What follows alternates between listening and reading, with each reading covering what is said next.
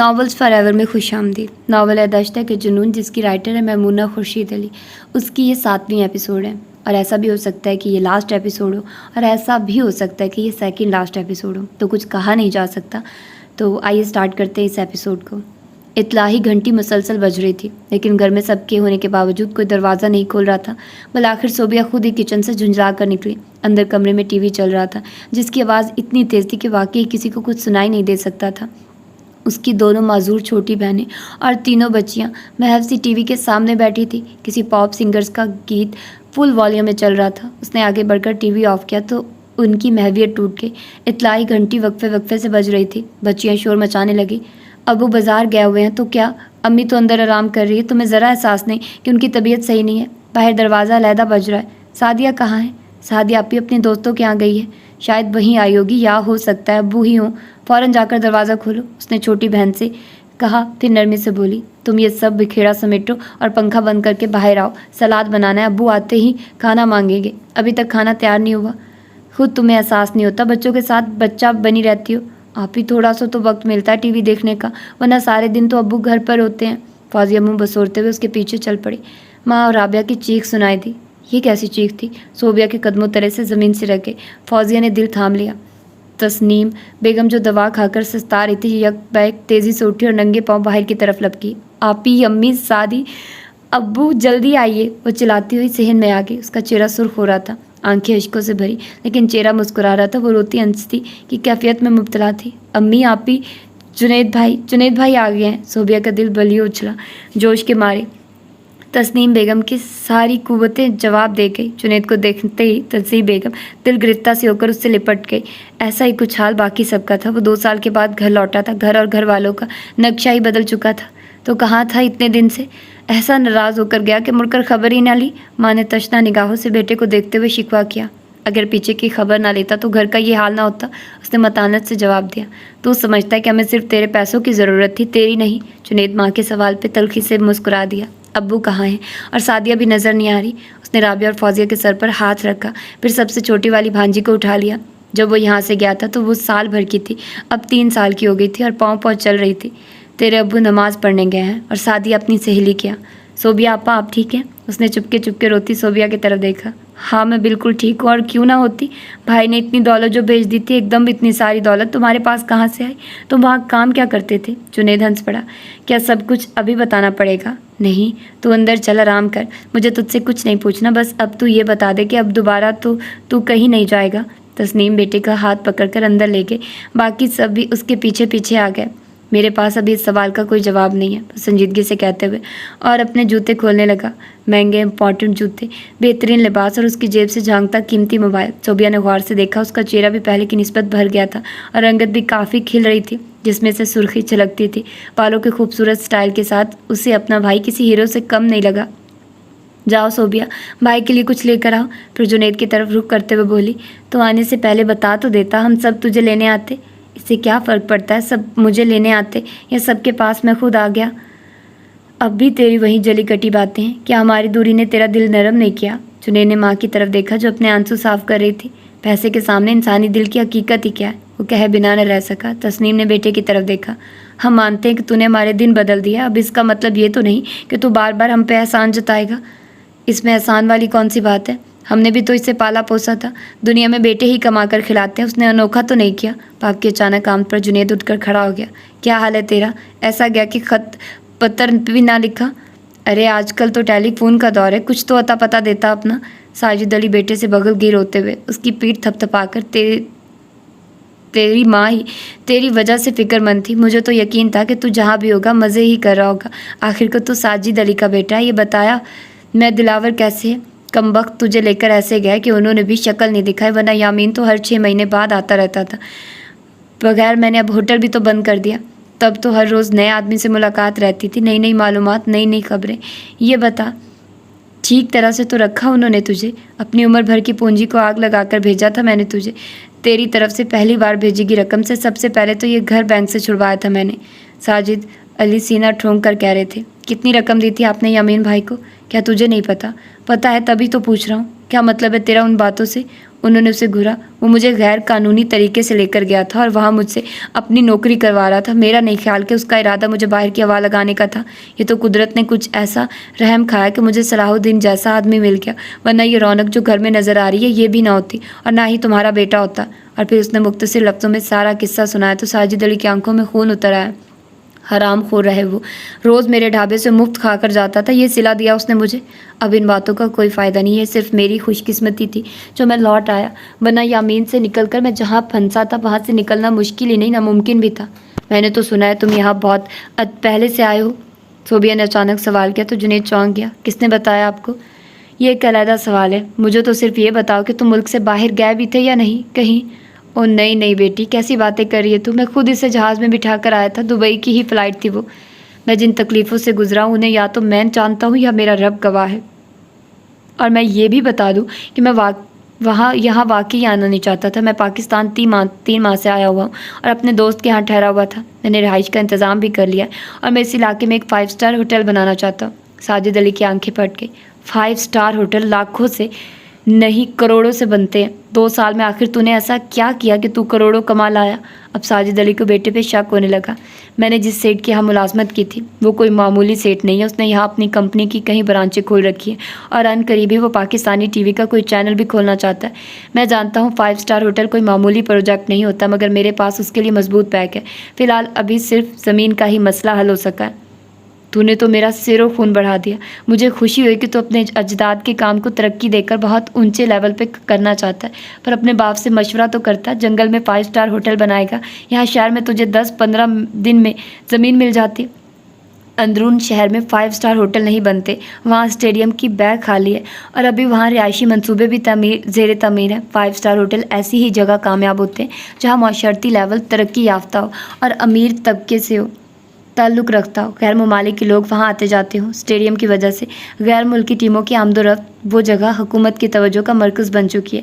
हुकूमत खुद भी उस इलाके को तरक्की देना चाहती है। अभी वो जंगल लग रहा है, जब उस स्टेडियम में इंटरनेशनल मैचेस हुआ करेंगे तो वो ज़मीन सोना उगलेगी। शारजा भी तो सहरा ही था, इंडिया पाकिस्तान के मैचेस ने वहाँ भी तो सोने की फसलें उगा रखी है। दुबई के बड़े बड़े सेठ चंद घंटों में लाखों डॉलर खर्च कराते हैं। बड़ी बातें आ गई हैं तेरे बेटे को, जाहिर है बड़े बड़े लोगों के साथ जो रह कर आया, कारोबारी हो गया तेरा बेटा। अब सारी फिक्रें ख़त्म कर और इसके ब्याह की सोच, घर बसा दे इसका।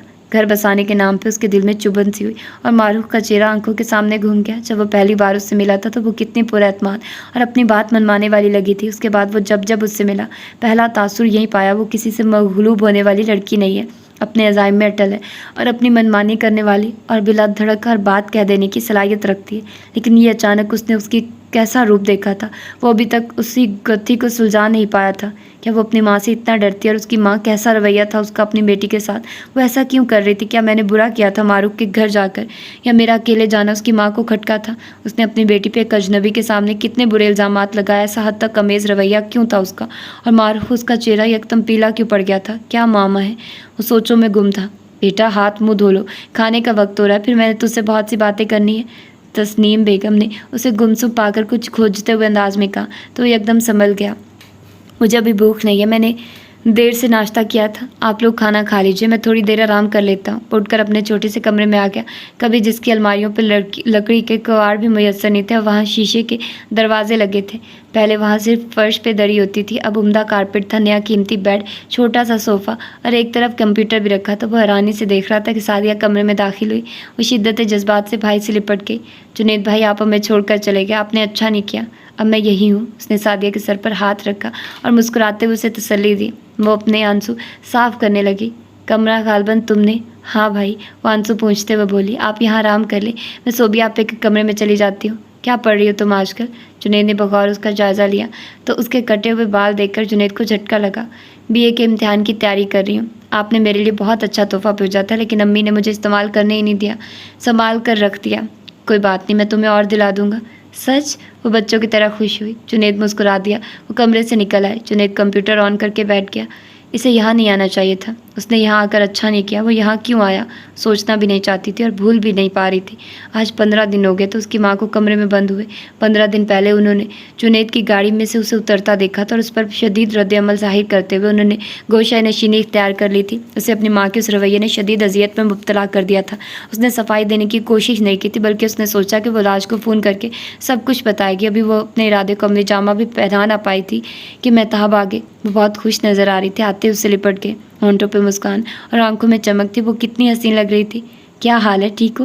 बिल्कुल फर्स्ट क्लास। तुम बताओ, तुम्हारा क्या हाल चाल है? क्या कर रही हो? और सबसे बढ़कर अम्मी के साथ कैसा वक्त गुजर रहा है? एक ही सांस में इतने सवाल कर लिए। जानती हूँ ना, मुकाबिल तुम हो, सब सवालों के एक वक्त में जवाब दे सकती हो। मारूख हंस पड़ी, लेकिन उसकी हंसी फीकी थी। लेकिन महताब अपनी खुशी में इतनी मगन थी कि उसने महसूस ही नहीं किया। ऐसा लगता था जैसे वो कुछ सुनने के लिए नहीं, सुनाने के लिए बेताब हो। यासिर नहीं आया। महताब यासिर के नाम पर खिल गई। मुस्कुराते हुए बोली, उनका बुलावा आ गया था, इसलिए हमें अपना प्रोग्राम मुख्तसर करना पड़ा। फ़िलहाल वो पुलिस स्टेशन गए हैं, शाम को आएंगे। 1.5 माह तुमने सैर सपाटे की, अभी ये मुख्तसर था। महताब हंस पड़ी। 1.5 माह का पता ही नहीं लगा, दिन पर लगा कर उड़ गए। अच्छा? मारूख ने उसे दिलचस्पी से देखा। अम्मी कहाँ हैं?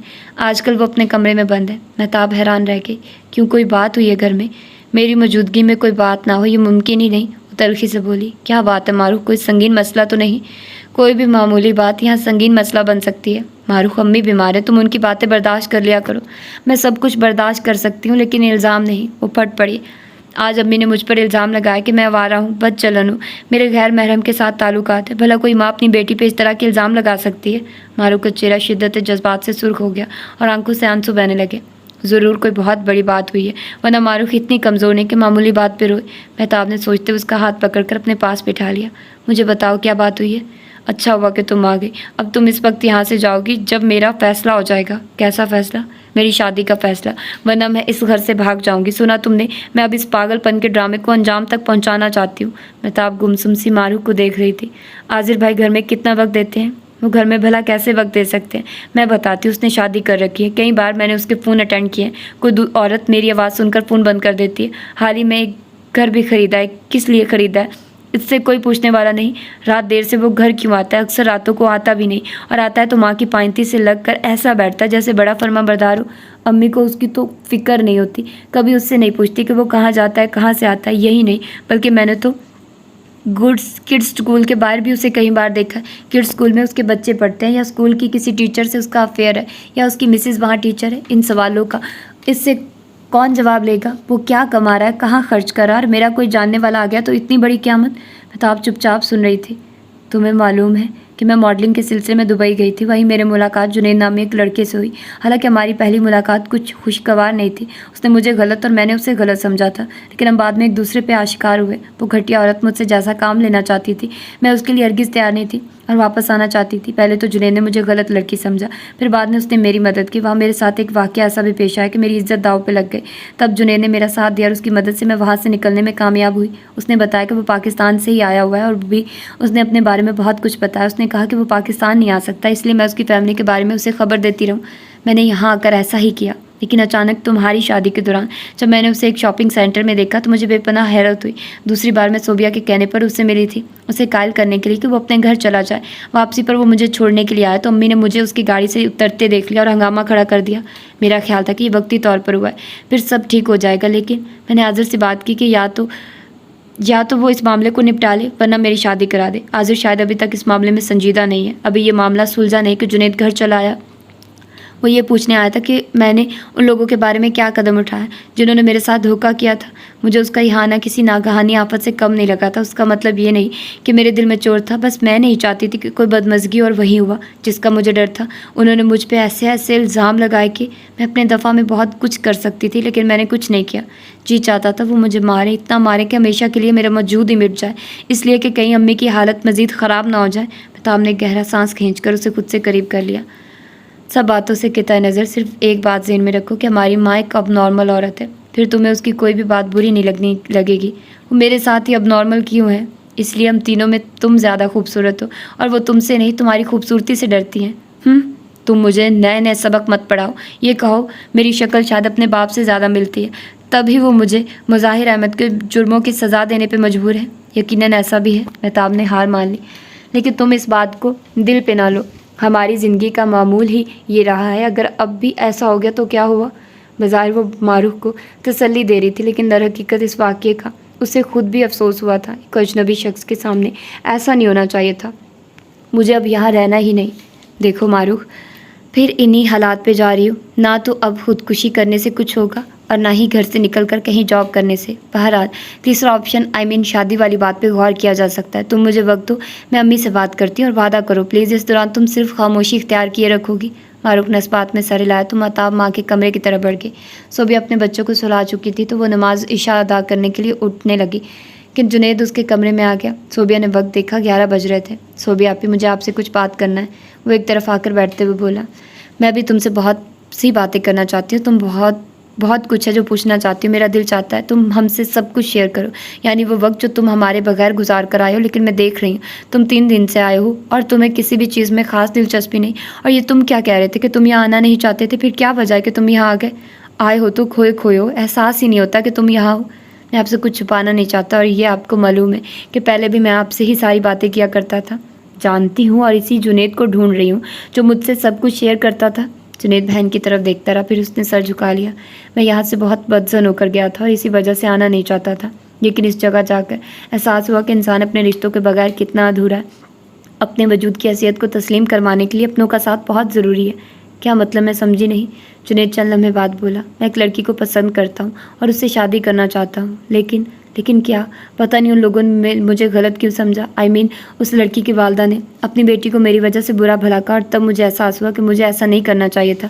अगर मैं उसे पसंद करता हूँ तो मुझे प्रपोज़ल भेज देना चाहिए। बज़ाहिर लिबरल नज़र आने वाली वो खातून और ऐसा क़दामत पसंद अंदाज, मैं बहुत गिल्टी फील कर रहा हूँ। और अब मैं चाहता हूँ कि आप और अम्मी जल्द से जल्द मेरा प्रपोज़ल लेकर वहाँ जाएँ ताकि उनकी गलतफहमी दूर हो जाए। इसी एहसास ने मुझे अपनों की ज़रूरत को जगाया और फिर मैं यहाँ लौटने पर मजबूर हो गया। मैं नहीं चाहता कि ज़्यादा देर तक उस लड़की की माँ मुझे तन्हा और आवारा जानकर मुझसे बदगुमान रहे। मैं अपनी फैमिली को उन लोगों पे जाहिर करना चाहता हूँ। क्या नाम है उस लड़की का? उस लड़की को आप जानती हैं, वो यहाँ आ चुकी है, उसका नाम मारूफ है। सोबिया के चेहरे पे तबस्सुम बिखर गया। ये तो कोई बहुत बड़ा मसला नहीं, मैं लोगों को वैसे भी जानती हूँ। जहाँ मैं काम करती थी वहाँ उस लड़की ही की बहन शादी होकर आई है और उससे मेरी बहुत अच्छी वाकफियत है। अच्छा, जुनैद को खासी तकवीत मिली। फिर आप ऐसा करें कल ही चली जाएँ। ठीक है, मैं और अम्मी कल चले जाते हैं। अगर कोई मसला हुआ तो मैं लात से कहूँगी, लेकिन एक बात है, क्या तुम मारूफ को अच्छी तरह से जानते हो?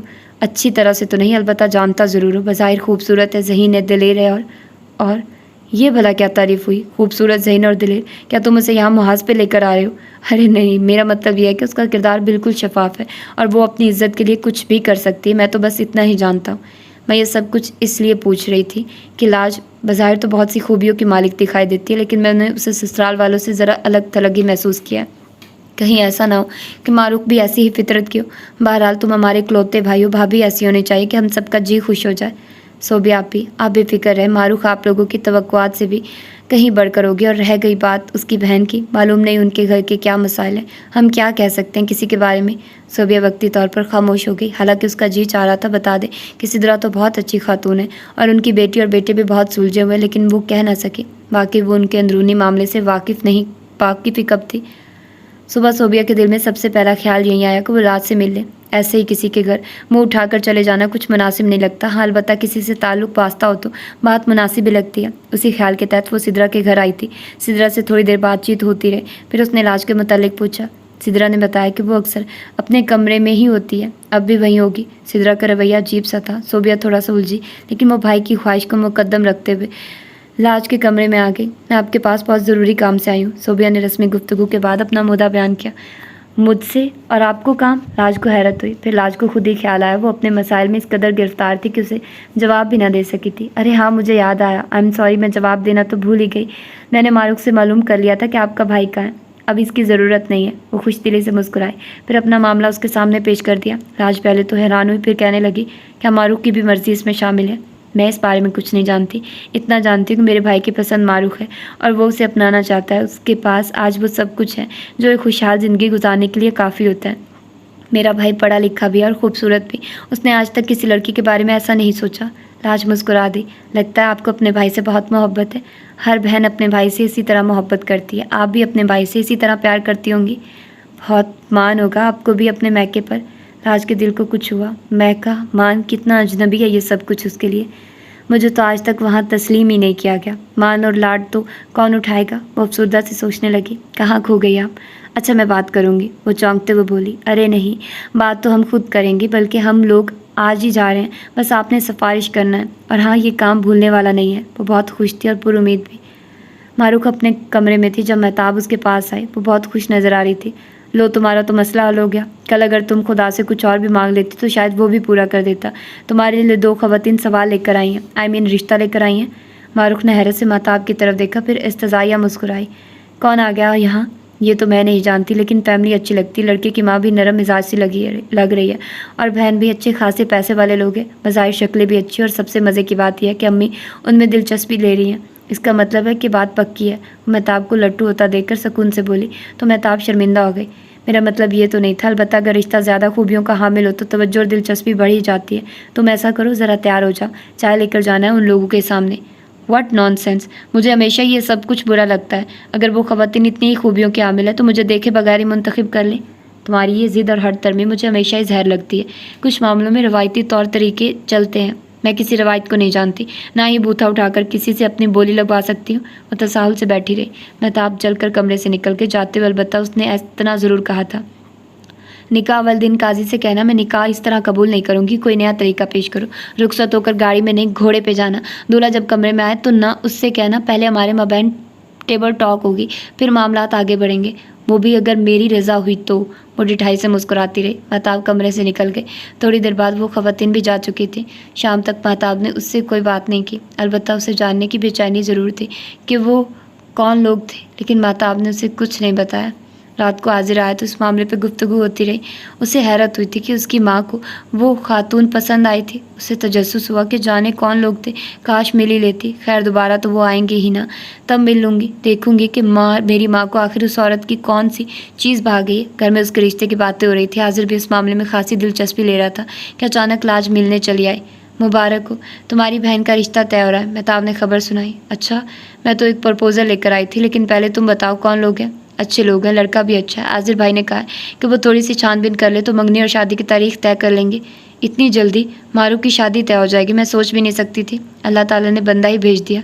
लाज ने मारूफ की तरफ देखा, जो बिल्कुल आम से अंदाज में उन दोनों की गुफ्तगू सुन रही थी।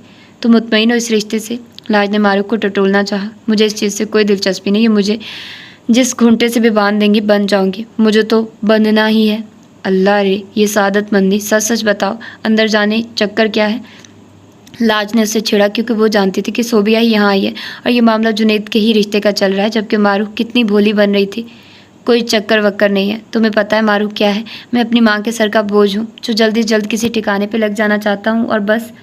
क्या तुम सच कह रही हो? तुम्हें खुद कोई दिलचस्पी नहीं? लाज संजीदा हो गई। क्या मतलब है तुम्हारा? मैं जानती नहीं उन लोगों को, तो मुझे दिलचस्पी क्या होगी? क्या तुम जुनैद को नहीं जानती? जुनैद ही की माँ और बहन यहाँ आ रही हैं, और ये रिश्ता जुनैद का ही है। मारूफ तंग रह गई। उसके बाद उसने उनसे कोई बात नहीं की।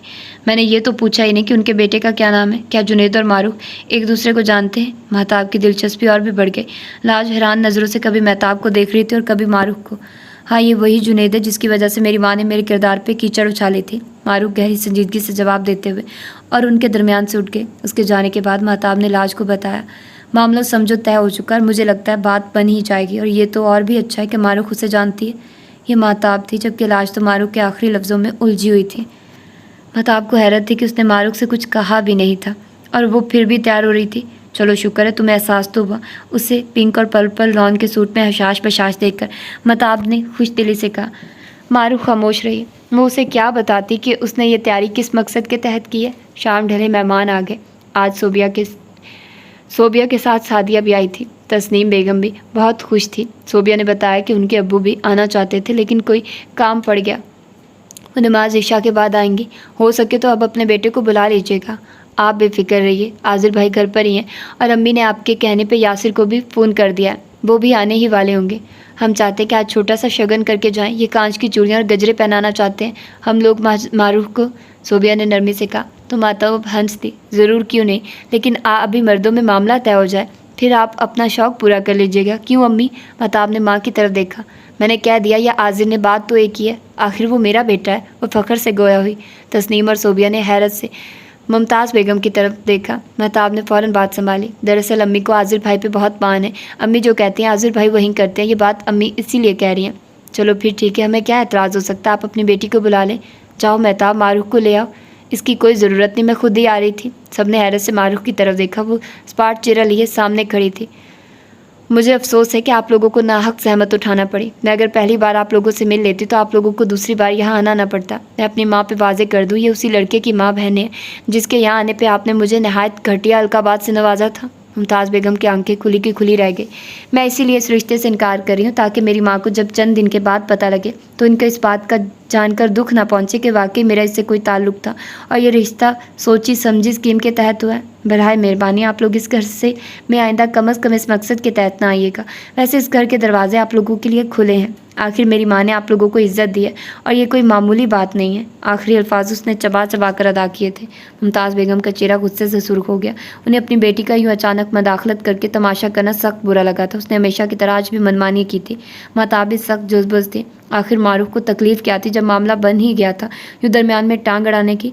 तो इसमें बुरा भी क्या है अगर आप लोग पहले से एक दूसरे को जानते। सोबिया ने बदिक्कत तमाम कहा। बुरा जानना नहीं है, बुरे वो इल्ज़ाम है जो मुझे उसके नाम की बदौलत मिले। उसमें ना तो जुनैद का कसूर और ना ही तुम्हारा। गलत फहमी तो हो ही जाती है। सोबिया ने मामला सुलझाने की कोशिश की। जुनैद शरीफ और महजब घराने का लड़का है। तभी उसने तस्नीम बेगम ने भी लब कुशाई की। प्लीज़ आंटी जी, अगर आप लोग अपनी ज़िद पे कायम रहेंगे तो फजूल अपना वक्त ज़ाया करेंगे।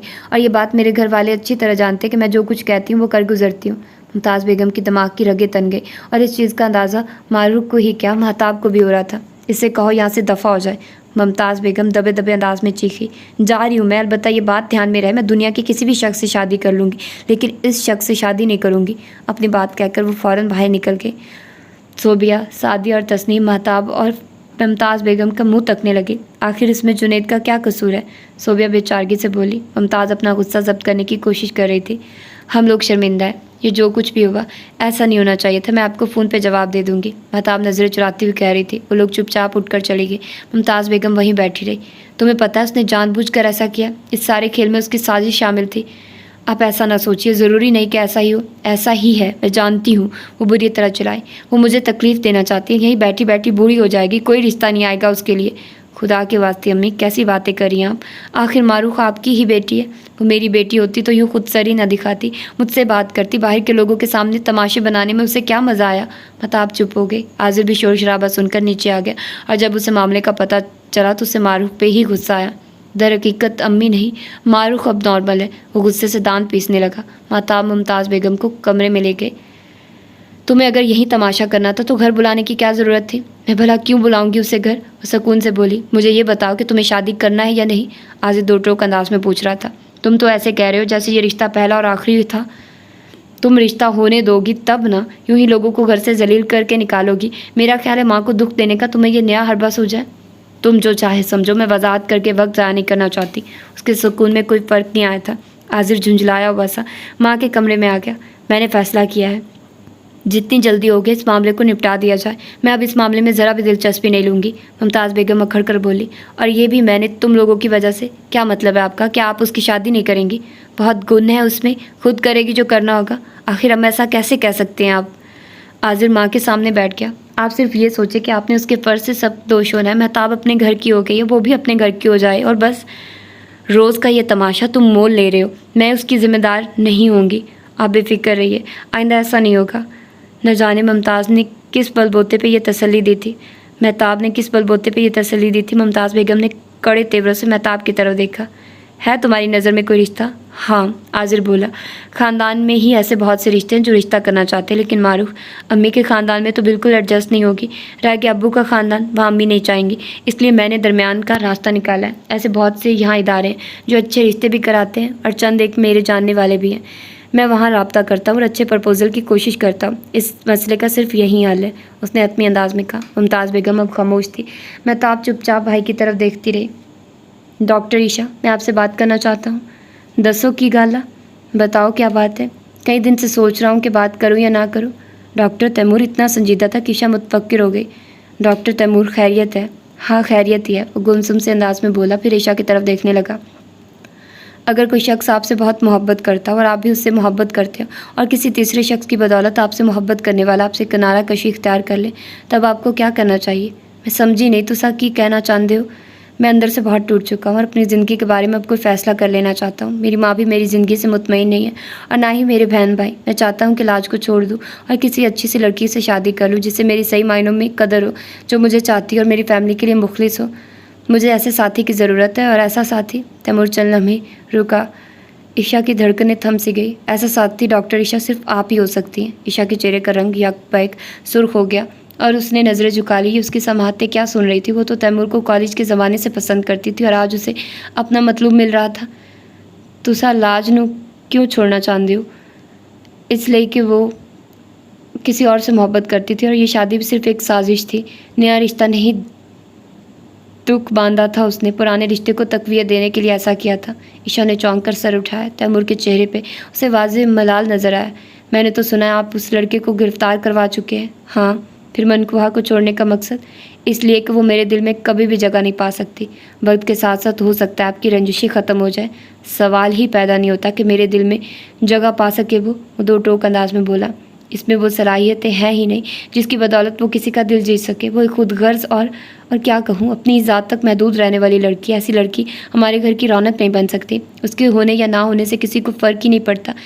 जबकि डॉक्टर ईशा, आप जिससे मेरी फैमिली का कोई ताल्लुक भी नहीं, आपने इन चंद दिनों में अपना आप कितनी खूबसूरती से मनवाया है। ये मैं ही नहीं, मेरा पूरा घर एतराफ़ कर रहा है। मैं चाहता हूँ आप हमेशा के लिए यहाँ रह जाएं, मेहमान बनकर नहीं, इस घर की मालकिन बनकर। ईशा ने नज़रें उठाकर देखा। वो कोई ख्वाब नहीं देख रही थी, सब कुछ हकीकत है। ऐसी हकीकत को उसने कई बार ख्वाबों में देखा था और आज वो ख्वाब सच साबित हो गया था। ईशा की आंखों में आंसू चमकने लगे। वो लबबस्ता गुमसुम खड़ी थी। तैमूर ने एक जज़ब के आलम में उसकी शानों को थाम लिया। मैं आपके जज्बात से नहीं खेल रहा डॉक्टर ईशा, मैं सच कह रहा हूँ। मैं आपको अपनाना चाहता हूँ। मेरा लाज से कोई ताल्लुक़ नहीं बना और ना ही मुझे लगता है कि बन पाएगा। हाँ, अलबत्ता हमारे मबैन अगर कुछ हुआ भी है तो सिर्फ़ और सिर्फ अपने केस को मजबूत करने के लिए, और इससे मेरी कोई जज्बाती वाबस्तगी नहीं। मैं आपको पूरी खलूस से आपको अपनाना चाहता हूँ। बहुत देर तक दोनों तरफ खामोशी रही। फिर डॉक्टर ईशा सोफ़े पर बैठ गई। और मैं भी आपको यकीन दिला दूँ डॉक्टर तैमूर, मुझ में और लाज में कोई फ़र्क नहीं। लाज पहले से किसी को चाहती थी और मैं डॉक्टर ईशा करमानी पहले से 2 बच्चों की माँ हूँ और किसी की ठुकराई हुई बीवी। आप में इतना तो हौसला नहीं कि आप अपनी बीवी के साथ उसके आशिक का नाम बर्दाश्त करें। फिर भला मेरे 2 बच्चों को कैसे कबूल करेंगे जो अपने बाप की तस्वीरें और उस शख्स के साथ मैंने 3 वर्ष बिताए हैं। तैमूर ने ईशा की तरफ देखा। मैं ये सब कुछ जानता हूँ क्योंकि ये सब कुछ मेरे सामने है और इसमें धोखे का कोई अंसर नहीं, जबकि वो मुझे शुरू से और अब तक सिर्फ धोखा ही दे रही है। वो अपनी कन पट्टियाँ दबाते उसके करीब बैठ गया। ईशा ने ताज्जुब से डॉक्टर तैमूर की तरफ देखा, फिर उठकर उसके बाजू पे हाथ रखते हुए बोली, एक अच्छे दोस्त की तरह मैं आपकी तकलीफ़ का बाखूबी अंदाज़ा कर सकती हूँ। मैं आपको सोचकर जवाब दूंगी क्योंकि अब मेरा नहीं, मेरे बच्चों के मुस्तकबिल का सवाल है। डॉक्टर तैमूर उसे बच्चों के मुतल्लिक मुतमईन करना चाहता था, लेकिन ईशा ने इतना वक्त ही नहीं दिया और बाहर निकल गई। राज एक झटके से उठ बैठी। उसका पूरा वजूद कांप रहा था। बहुत देर तक वो ऐसे ही बैठी रही। फिर उसने लाइट जलाई। तैमूर करीब ही सो रहा था। उसने वक्त देखा, रात के 2 बज रहे थे। वो अपनी कनपट्टियाँ दबाने लगी। कुछ देर बाद वो पानी पीकर दोबारा सोने की कोशिश की, मगर नींद आंखों में से नहीं थी। आपकी अदम दिलचस्पी मुझे तकलीफ़ पहुँचा रही है, आज़िम ने ज़िद चौंकर माँ से कहा। इन लोगों का टेलीफोन आया था और वो आना चाहते हैं। मैं भला क्या जवाब दूँ उन्हें? शौक़ से आए और अच्छी तरह अपनी बेइज्जती करवा लें, मेरा क्या जाता है। मुमताज़ बेगम तल्खी से मुस्कुराए। ठीक है, मैं उन्हें सख्ती से इनकार कर दूंगा, लेकिन आप इन प्रपोज़ल में से तो दिलचस्पी लें जो मैंने दिखाए हैं। मुमताज़ बेगम तस्वीरें देखने लगी, फिर एक तरफ डाल दी। मेरे सर में दर्द हो रहा है, मैं सोना चाहती हूँ, विजारी से बोली और करवट बदल कर लेट गई। आज़िर चुपचाप कमरे से निकल आया। मारूफ का फ़ोन बज रहा था। उसके कितने फ़ोन आ चुके थे और वो एक बार बात करने के बाद हर बैल पे फ़ोन काट रही थी। ये नंबर नया था, लिहाजा मारूफ ने रिसीव कर लिया। प्लीज़ मारूफ, फ़ोन बंद मत कीजिएगा, मैं जुनैद बोल रहा हूँ। मैं पूछना चाहता हूँ, आखिर आप मुझे किस बात की सज़ा दे रही हैं? मैं आपसे एक बार कह चुकी हूँ, जो मैंने कहना था। आप क्यों मेरा पीछा नहीं छोड़ देते? मैं आपका मसला नहीं समझ पा रहा। प्लीज़ आप मुझसे खुलकर बात करिए। जुनैद बेचैन था। मारूफ ने फ़ोन ऑफ कर दिया। जुनैद की आवाज़ उसके इर्द गिर्द गूंज रही थी। आप पछताएंगी मारूफ, बहुत पछताएंगी। आप अच्छा नहीं कर रही है सब कुछ फ़ैसले जज्बात से नहीं, मसलियत से भी कर लेने चाहिए। आपने मेरा दिल तोड़ा है, सदा आपका दिल बेचैन रहेगा। सुन रही है ना आप मारूफ? मगर आवाज़ें बाहर से नहीं, उसके अंदर से आ रही थी। सुबह सुबह सोबिया को देखकर सिदरा बेगम हैरान रह गई। वो बहुत परेशान दिखाई दे रही थी। मैं लाज से मिलने आई थी। खैरियत है? तुम बार बार उससे मिलने के लिए क्यों आने लगी हो? दरअसल मुझे लाज से काम था। आखिर ऐसा कौन सा काम पड़ गया? आप बेफिक्र रहिए, अगर मेरा काम हो गया तो मैं सबसे पहले आपको ही बताऊंगी, लेकिन कबल इस वक्त कुछ अच्छा नहीं लगता। यूँ समझिए मेरा कुछ पर्सनल मामला है आपकी बहू से। और रसान से कहते हुए लाज के कमरे की तरफ बढ़ गई। लाज सोबिया की आवाज़ सुनकर बाहर निकल आई थी। मैंने आपसे कहा था कि आप हमारे लिए अपने घर वालों से उसे सिफारिश कर दीजिएगा, लेकिन आपने तो ज़रा भी दिलचस्पी नहीं ली। मेरी समझ में नहीं आ रहा कि आपकी बहन आखिर जुनैद से इतनी बदसन क्यों हो रही है। वो जो कुछ भी कह रही है ठीक कह रही है। क्या मतलब है आपका? वो हैरान हुई।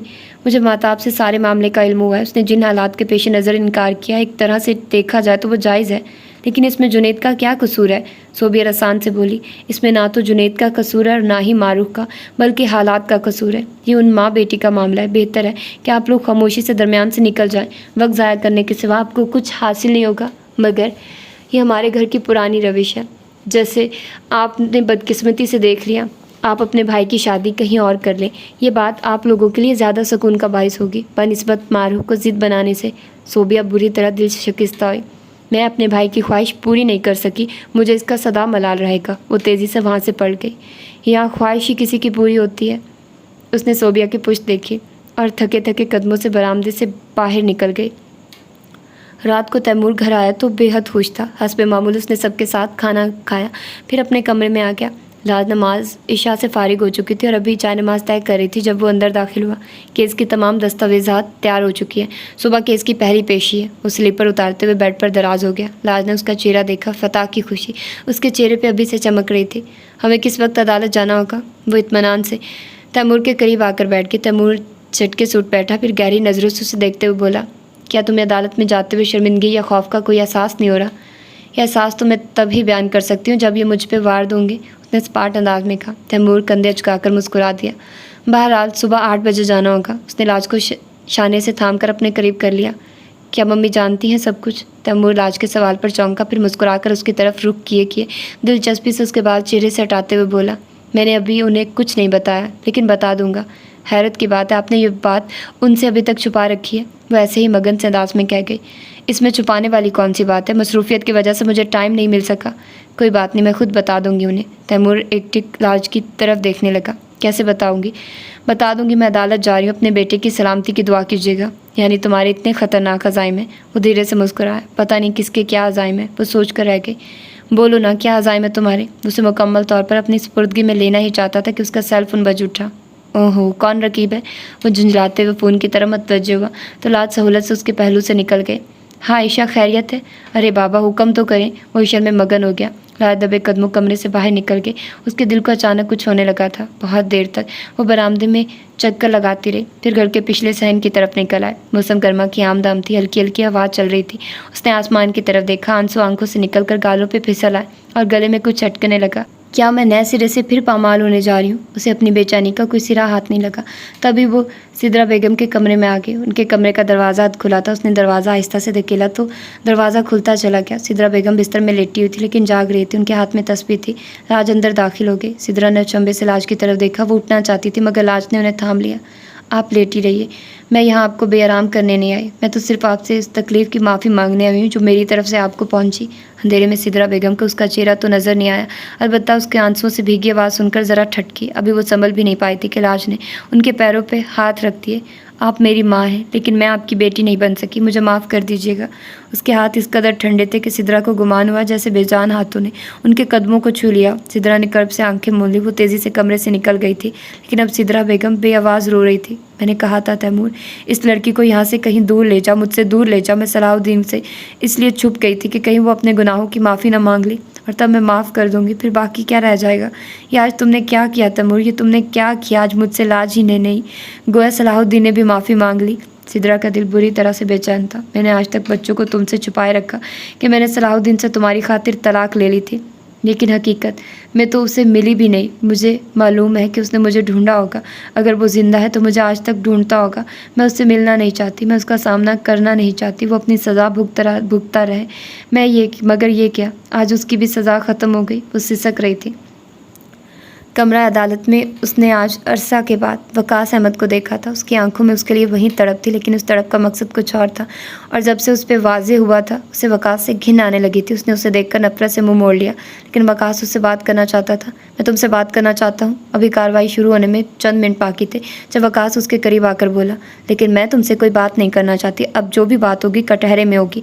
वो तैमूर के पहलू में खड़ी थी। ये तुम्हें मेरे मुतल्लिक वरगला रहा है। तैमूर पुरअतमाद और पुरसुकून खड़ा था। काश ऐसा ही होता। उसने वकास को नफरत से देखा। Order order order. जज के कमरे में आते ही सब लोग अपनी अपनी नशिस्तों पर बैठ गए। वकील हजरात अपनी अपनी फाइलें लेकर जज के सामने जा खड़े हुए। कार्रवाई शुरू हो गई। पहले वकास के वकील ने अपना मुद्दा बयान किया और वो हूबहू वही था जो तैमूर ने उसे बताया था। फिर वकास को कटहरे में बुलाया गया। उसने अपने मदई की तस्दीक की और अदालत से अपने लिए इंसाफ की अपील की। इसके बाद लाश के वकील ने अपने मदई को बुलाया और जज से दरख्वास्त की, जनाब वाला, आपने वकास अहमद का बयान सुना। मैं उस पर रोशनी डालने से पहले अदालत के सामने अपने मदई का बयान पेश करना चाहता हूँ, जिसे सुनकर अदालत इस चीज़ का खुद फैसला करेगी कि असल मुजरिम कौन है, डॉक्टर तैमूर या वकास अहमद। लाश कटहरे में आ गई। वकास जज्बात में आकर खड़ा हो गया। जनाब वाला, मैं एक बात वाज़ेह कर दूँ, लाश पर दबाव डाला जा रहा है।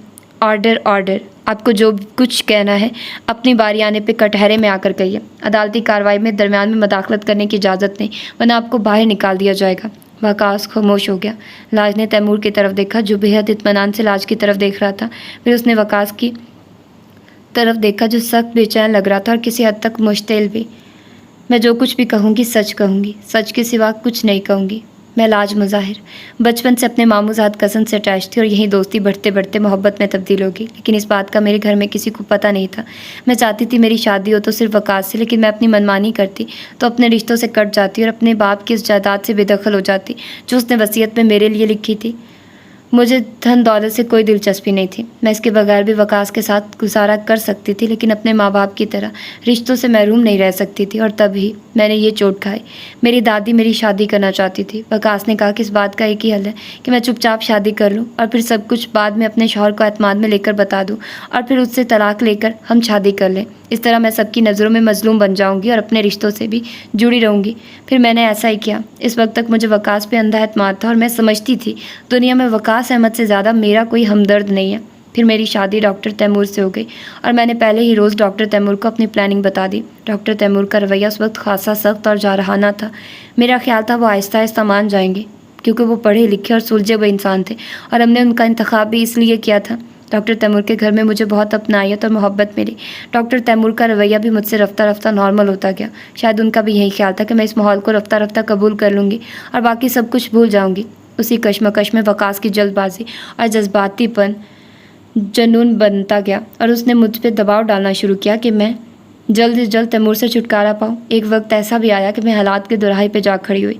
वो वक्त ऐसा था कि मुझे फ़ैसला कर लेना चाहिए था कि मुझे कौन से रास्ते पे चलना है, लेकिन मैं फ़ैसला ना कर पाई और वकास मेरे घर तक आ गया।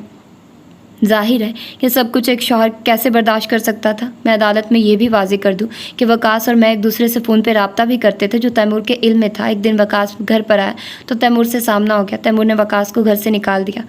वकास धमकियां देते हुए चला गया और शाम को ही तैमूर के छोटे भाई औरंगज़ेब की गाड़ी में बम धमाका हो गया। वो शख्स जिसने ये सब किया था, पुलिस ने उसे गिरफ्तार कर लिया और जैसा कि कानून जानता ही है, उसने वकास का नाम लिया। वकास का ये रूप मेरे लिए नहायत घिनौना था।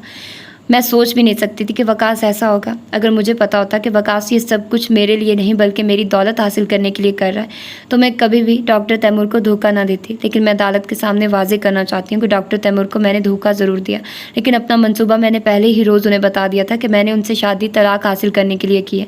तैमूर की तेवरियाँ चढ़ गई। ये वो क्या बक रही थी? वकास अहमद मेरा ही नहीं, मेरे शौहर का भी मुजरिम है। मेरी अदालत से दरख्वास्त है कि वकास को कैफिर किरदार तक पहुंचाया जाए। वो खामोश हो गई। जस्टिस राव अहमद ने लाज के वकील की तरफ देखा।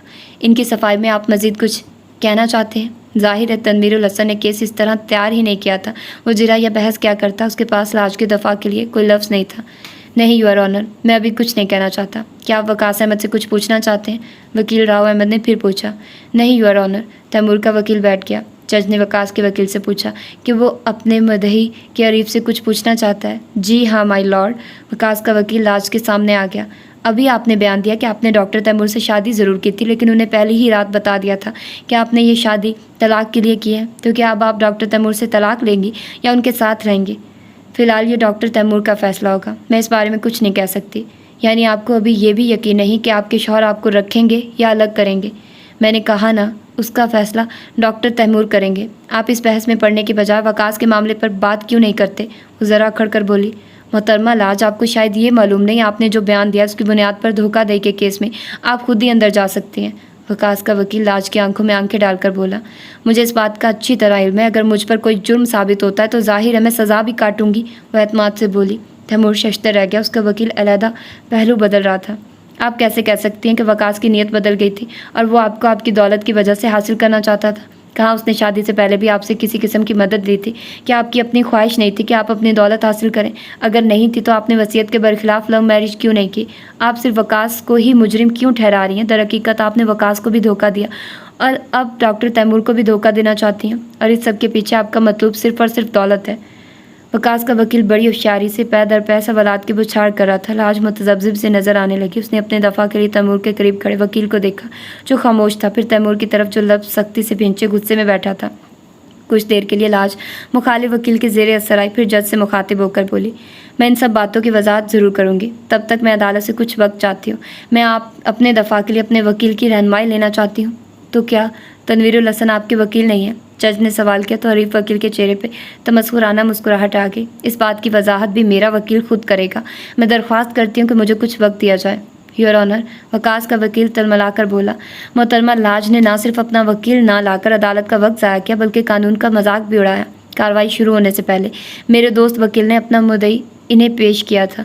फिर क्या हुआ? जब कार्रवाई शुरू हुई तो मेरा दोस्त वकील अपने मुद्दई की हमायत में कुछ नहीं बोला। इसका मतलब है योर ऑनर, उन्होंने जो कुछ कहा वो सरासर झूठ था। घर से लेकर अदालत तक ये झूठ ही बोल रही हैं। ये दो मर्दों को ही नहीं पूरे माशरे को बेवकूफ़ बना रही हैं। मेरी अदालत से गुजारिश है कि वकास को रिहाई दी जाए। वो नाकर्दा जुर्म की सज़ा क्यों काटे जब उसकी पार्टनर खुल्लम खुला फिर रही है? योर ऑनर, वकास अहमद पे फर्द जुर्म आयद है और वो ऐनी शाहिदीन की मौजूदगी में साबित भी हो चुका है। वकास पे कोई एक ही केस नहीं है, इस पर दहशत गर्दी का भी केस है। वो धोखाधड़ी का भी मुजरिम है और तावान का भी। लाज ने मजबूती लहजे में कहा। तावान का? हाँ, तावान का। उसने मुझे खुल्लम खुला पेशकश की, अगर मैं उसे उसकी मतलूबा कीमत अदा कर दूँ तो वो मेरा पीछा छोड़ देगा।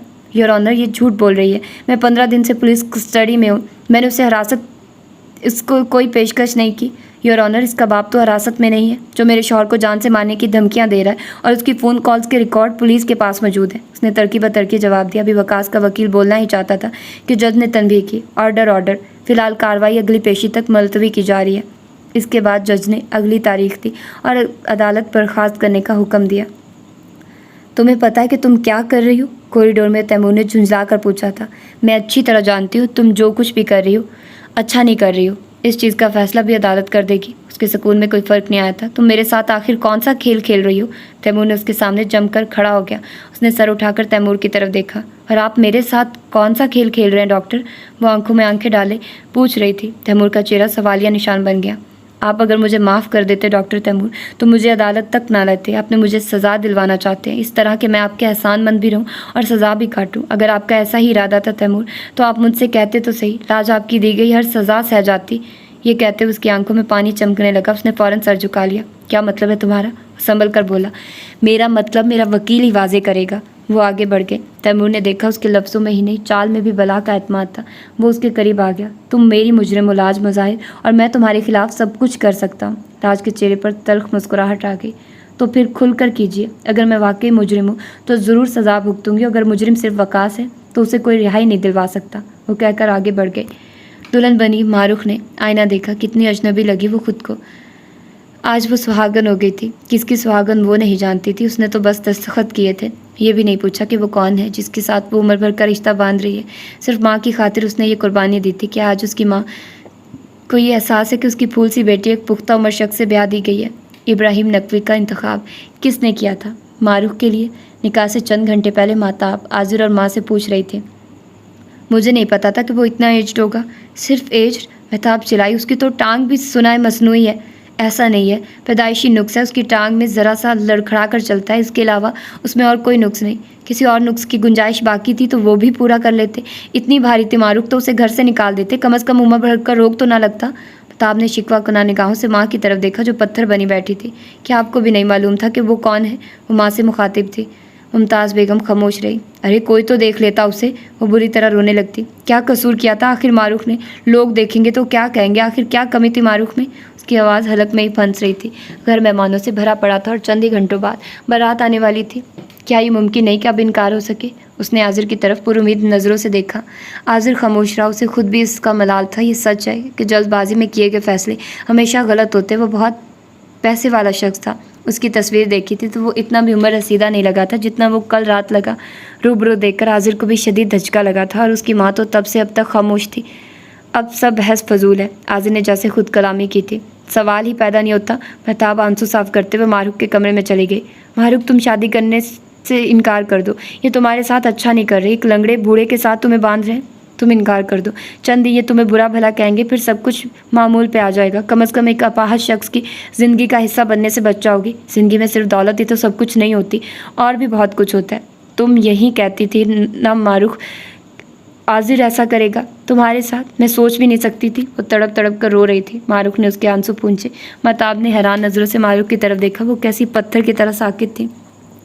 मुझे इस फैसले पे कोई रंज नहीं। उसे अपनी आवाज़ खुद भी अजनबी महसूस हुई। क्या कह रही हो तुम मारूफ? ज़िंदगी भर का रोग है ये। मुझे ये रोग कबूल है, और जब मुझे ये कोई एतराज़ नहीं तो तुम क्यों वावेला मचा रही हो? क्यों ना मचाऊँ वावेला? क्यों ना मचाऊँ? महताब ने मारूफ को झंझोड़ डाला। तुम क्या जानो महताब, मैं ये रोग गले से क्यों लगा रही हूँ? मैंने अपनी माँ की आंखों में अपने लिए वो ममता देखी है जो इससे पहले कभी नहीं देखी थी, और मेरे लिए इससे बड़ा और क्या इनाम होगा? चलो मुझे किसी तरह सही माँ का प्यार तो नसीब होगा, और फिर नहीं तो वो मेरे मुतल्लिक कभी तो सोचेंगे, कभी तो उससे अपनी ज़्यादती का एहसास होगा। मैंने चुपचाप इसीलिए इसी जहर को पी लिया।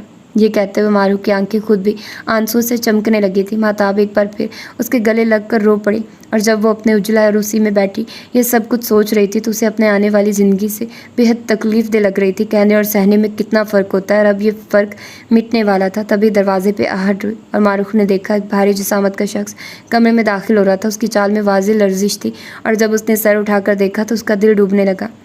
तो ये थी इसकी सेकंड लास्ट एपिसोड। अगली जो एपिसोड होगी वो इसकी इंशाल्लाह आखिरी एपिसोड होगी। यकीनन ही आखिरी ही होगी, डोंट वरी। अगली आखिरी बनती है क्योंकि नावल काफ़ी लंबा हो चुका है। तो फिर मिलते हैं इसकी अगली एपिसोड में। टिल देन अल्लाह हाफिज़।